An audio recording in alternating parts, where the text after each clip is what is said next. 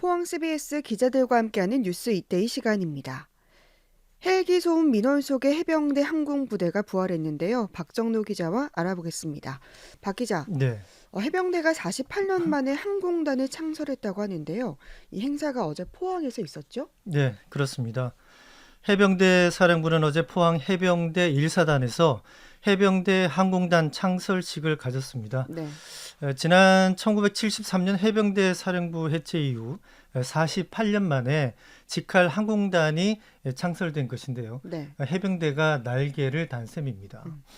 김태성 해병대 사령관은 어제 행사에서 해병대 항공단이 국가전략기동군으로 임무를 수행할 공지기동해병대의 강력한 날개가 되어줄 것으로 믿는다고 말을 했습니다. 네. 항공단 창설은 해병대의 미래를 여는 첫 비상이라고도 강조를 했습니다. 김태성 해병대 사령관의 말을 들어보겠습니다. 한반도를 둘러싼 안보 상황은 그 어느 때보다도 복잡하고 예측하기 어렵습니다. 자국 우선주의 정책에 따라 대립과 갈등은 심화되고 있습니다. 우리 해병대 항공단이 임무를 수행할 공지기동 해병대의 강력한 날개가 되어줄 것이라 믿어 의심치 않습니다. 네. 김태성 해병대 사령관의 이야기 들어봤는데요. 이 해병대 항공부대 역사에 대해서도 좀 살펴보죠. 이 항공부대가 1958년도에 처음으로 창설됐네요. 네, 1958년 제1상륙단 항공관측대 창설에서 시작이 됐습니다. 네. 이후 1962년 항공병과를 신설을 했고요. 1965년에는 제2여단 항공대 창설 등으로 발전을 해왔습니다. 네. 항공부대는 한국군 최초 전투 파병 부대였죠. 해병대 청룡 부대에 편성이 돼서 베트남전에도 참전을 하기도 했습니다. 네. 1965년도에서 1971년도까지 6년 동안 450여 회, 1537시간의 비행 기록을 남기기도 했습니다. 네. 이후 1973년도에는 해병대 사령부가 해체되면서 이 항공 인력과 항공기 20석대가 해군 항공대로 흡수가 됐습니다. 네. 이후에 2008년 조종사를 배출하기 시작했는데요. 이때부터 이제 항공 작전에 전력을 갖추기 시작한 셈이네요. 네, 그렇다고 얘기를 할 수가 있겠습니다. 1987년 해병대 사령부가 재창설이 되었는데요. 네. 이후 2008년 해병대 조종사 배출을 시작으로 2014년도 해병대 항공병과를 다시 만들었습니다. 네. 이후 조종사 배출 10년 만인 2018년도에 상륙기동 헬기 마리온 1, 2호기를 인수를 했습니다. 네. 그러면 이 해병대 항공단은 앞으로 어떤 임무와 작전을 하게 될까요? 네, 항공단은 기동 헬기 2개 대대와 공격 헬기 1개 대대, 이렇게 3개 비행 대대를 갖추고 시작을 하는데요. 네. 관제대와 정비대로 구성이 또 돼 있고요. 이들은 전시 상륙 작전 임무에 투입이 되고 네. 국가 전략 도서 방어와 신속 대응 작전 그리고 재해 재난 지원 등의 다양한 이러한 작전에 임무를 수행을 맡게 됩니다. 네. 또 상륙 기동 헬기를 매년 순차적으로 도입할 계획인데요.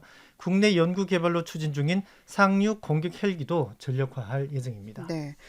이번에 이렇게 해병대가 항공단에 재창설한 이유는 뭡니까? 아무래도 현대전에서 상륙 작전 개념이 변화하고 있기 때문으로 보고 있습니다. 네. 작전상 상륙 돌격 장갑차를 이용해오던 기존 방식에서 벗어나서 네. 공중으로 진입하는 방식이 더해지면 상륙 작전은 입체적인 항공 작전으로 변하는 추세이기 때문에 네. 이번에 그 항공단을 창설을 하게 됐습니다. 네. 때문에 해병대 사령부는 항공단 창설을 통해서 국가전략기동군으로서 입체적인 공격 기능과 기동력을 갖추기 위해서 항공단을 창설을 했다. 이렇게 의미를 부여를 했습니다. 항공단은 한미 양국 해병대의 항공 멘토 프로그램 등을 통해서 전투에 준비된 해병대 항공단을 만들겠다고 각오를 밝혔는데요. 네. 한국형 공지기동부대 역량이 한층 강화될 전망입니다. 네. 최근에는 해병대 항공단 역량 강화를 위한 국제 심포지엄도 있었죠. 네, 그저께 지난달 30일이었는데요. 포항 마린 호텔에서 심포지엄이 열렸습니다. 네. 이날 국제 심포지엄에는 한미 해병부대 관계자 등 200여 명이 참석을 해서 해병대 항공단 창설에 많은 관심을 보였습니다. 네. 해병대 심포지엄은 경연으로 열리고 있는데요. 올해는 해병대 비전 2049 구현을 위한 미래 해병대 발전 방향을 주제로 진행이 됐습니다. 네. 또 공지 기동 해병대 건설을 위한 해병대 항공단 창설을 재조명하기도 했습니다. 네. 이 자리에서 참석자들은 해병대 창설 100주년을 향한 도전적 상상력을 바탕으로 전방위 위협에 신속 대응 가능한 스마트 국가 전략 기동군을 건설해 나가야 한다. 뭐 이런 데 의견을 모았습니다. 네. 그런데 이 해병대 항공단의 주둔지와 또 훈련 지역이 포항시 남구 일대인데요. 이 지역 주민들은 지금 군공항 소음 피해를 호소하고 있는 상황이고 또 현재 소음 피해 보상 절차가 들어가지 않았습니까? 그렇죠. 현재 남구 오천읍과 청림동 그리고 동해면과 제철동 주민들은 인근 군 공항의 소음 피해로 수십 년 동안 생활에 불편을 겪고 있다고 호소를 하고 있습니다. 네. 지난달에는 오천읍민복지회관에서 열린 K3 포항 비행장 소음 보상 관련 주민 설명회가 열렸었는데요. 네. 주민들이 현실과 맞지 않는 보상이다 이렇게 주장을 하면서 국방부 측에 크게 항의를 했고 결국 소음 피해 보상 설명회가 무산이 됐습니다. 네. 이 자리에 나왔던 해병대 헬기 경납고 반대위 나하겹 위원장의 얘기를 들어보겠습니다. 해병대 경납고 반대 대책 데모도 하고 뭐 이렇게 크게 이렇게 했는데 조금이라도 소음을 덜 낼 수 있는 방안을 찾고 소음을 많이 낸다든가 뭐 지역에 피해를 많이 준다든가 하면은 뭐 항의도 하고 뭐 또 다시 수정도 하고. 네, 이날 남구 장기면 수성 사격장 등 사격장에서 발생하는 소음도 다뤄질 예정이었는데 네. 역시 파행으로 끝이 났습니다. 네. 장기면 수성 사격장의 경우도 최근 국민권익위의 일방적인 합의 내용을 공개하면서 주민들을 더욱 분노했잖아요. 그렇죠. 지난주였는데요. 국민권익위원회가 수성 사격장 이전이나 완전 폐쇄를 요구해온 해온 포항시 장기면과 경주시 오류 삼리 주민들이 권익위 중재안을 수용하겠다라는 의사를 밝혔습니다. 네. 이렇게 발표가 되면서 논란이 불거졌어요. 네. 권익위가 내놓은 그 중재안에는 민관군 협의체 구성과 소음 감소 및 이주 대책 마련도 있었고요. 네. 그리고 사격장 정상화하는 내용 등도 포함이 됐습니다. 이 소음 측정 결과에서 가장 피해가 컸던 장기면 수성림 마을 주민 약 50가구 100여 명이 집단 이주에 동의를 했다. 네. 이렇게 발표를 했는데 네.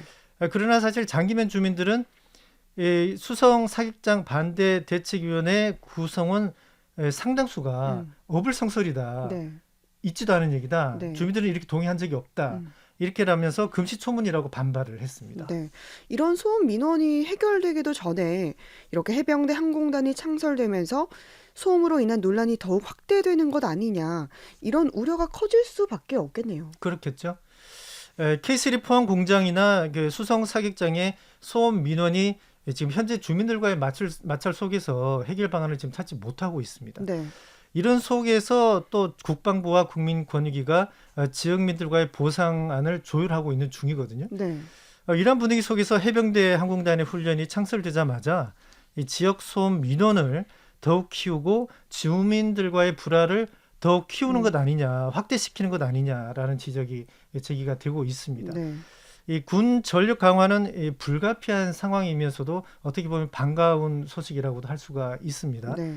하지만 이러한 지금 현재 상존해 있는 소음 문제가 해결되기도 전에 새로운 불씨가 지피게 되면서 또 다른 큰 숙제를 결국 남기게 됐습니다. 네.